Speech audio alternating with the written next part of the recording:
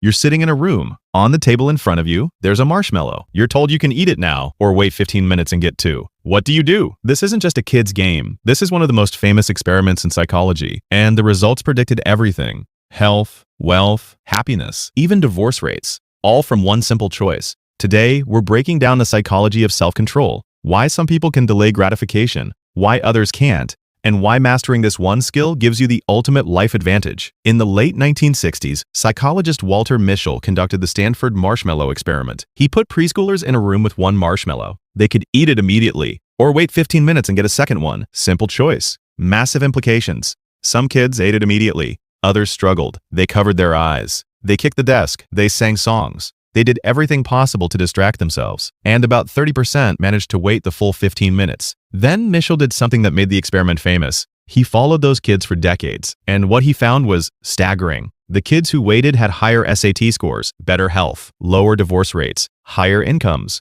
They were more likely to graduate college and less likely to struggle with addiction. One simple choice at age 4 predicted life outcomes decades later. That's how powerful self-control is. Here's what's actually happening inside your brain. You have two competing systems. The hot system is impulsive, emotional, reactive. It wants what feels good right now. The cool system is rational, reflective, controlled. It thinks about long-term consequences. These two systems are constantly battling for control. The hot system evolved first. It's ancient. It doesn't think, it reacts. It sees sugar and says eat. It sees threat and says fight. It sees opportunity and says take. It's fast, automatic, and incredibly powerful. The cool system evolved later. It's slower, it requires energy, it has to consciously override the hot system, and it gets tired. This is why self-control is so hard in the modern world. Your hot system was designed for an environment with scarce rewards. A little bit of sugar was rare and valuable. A potential mate was rare. A threat was rare. But now, rewards are everywhere. All the time. Endless sugar, endless entertainment, endless stimulation. Your hot system is constantly screaming yes while your cool system gets exhausted trying to say no. Psychologists call this ego depletion. Self-control is a limited resource. Every time you resist an impulse, you use some of it. By the end of the day, your reserves are drained. This is why you're more likely to binge eat at night, say something you regret when tired, or scroll endlessly after a long day of work. Your cool system is exhausted. The hot system takes over. So the question becomes, how do you strengthen your cool system? How do you make self-control easier instead of harder? The answer isn't willpower. Willpower alone always fails eventually. The answer is strategy. Strategy 1, reduce friction for good behaviors, increase friction for bad ones. The hot system is impulsive. It acts on what's immediately available. If your phone is in your pocket, you'll check it. If it's in another room, you won't. If healthy food is pre-cut on the counter, you'll eat it. If it's buried in the fridge, you'll order pizza. Design your environment to make the right choice, the easy choice. Strategy 2, use implementation intentions. Researchers found that people who make specific if-when plans are 2 to 3 times more likely to follow through. Not, I'll eat healthier, but if I open the fridge looking for sugar, I'll grab an apple first.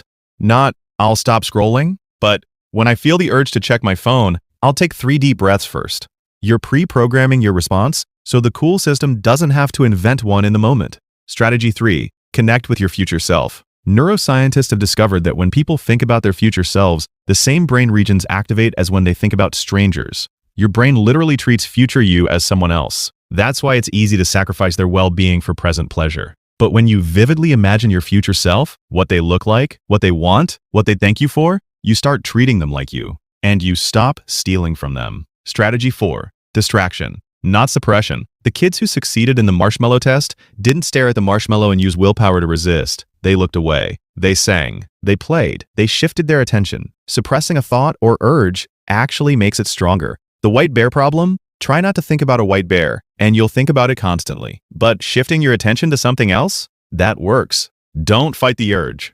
Redirect it. Strategy 5. Train it like a muscle. It gets stronger with use, but it also gets fatigued. Small daily disciplines, making your bed a 2-minute cold shower, 10 minutes of meditation, these are like reps for your cool system. They don't just accomplish the task, they strengthen the muscle you'll need for bigger challenges. And here's the non-negotiable foundation: sleep. Sleep deprivation attacks the cool system first. When you're tired, the prefrontal cortex, the seat of self-control, goes offline. The hot system runs wild. Every craving feels urgent, every impulse feels overwhelming. If you want self-control, you need sleep. There's no shortcut. Here's what most people don't understand. Self-control isn't about being good. It's about being smart. It's about understanding your own psychology well enough to design for it. Your brain is plastic. It changes based on what you repeatedly do. Every time you choose the long-term reward over the short-term impulse, you're literally rewiring your brain to make that choice easier next time. You're paving a new neural highway. The kids who waited for the second marshmallow, they weren't born with more willpower. They had learned strategies. They had stronger cool systems because they'd practiced using them. And over a lifetime, that tiny advantage compounded into everything. Better grades, better relationships, better health, better life. Self-control isn't about deprivation. It's not about saying no to everything. It's about saying yes to something bigger. Every time you resist a small impulse, you're choosing your future self over your present self. You're saying that the person you're becoming matters more than the pleasure you could have right now. The marshmallow experiment isn't really about marshmallows. It's about life. Every day you face your own marshmallows. The extra hour of sleep instead of the workout. The junk food instead of the healthy meal. The scroll instead of the deep work. The easy conversation instead of the hard one. These choices seem small. They seem insignificant, but they compound. And over years, they become the story of your life. The question isn't whether you have self-control. The question is what you're practicing. Every impulse resisted strengthens the muscle. Every impulse indulged weakens it.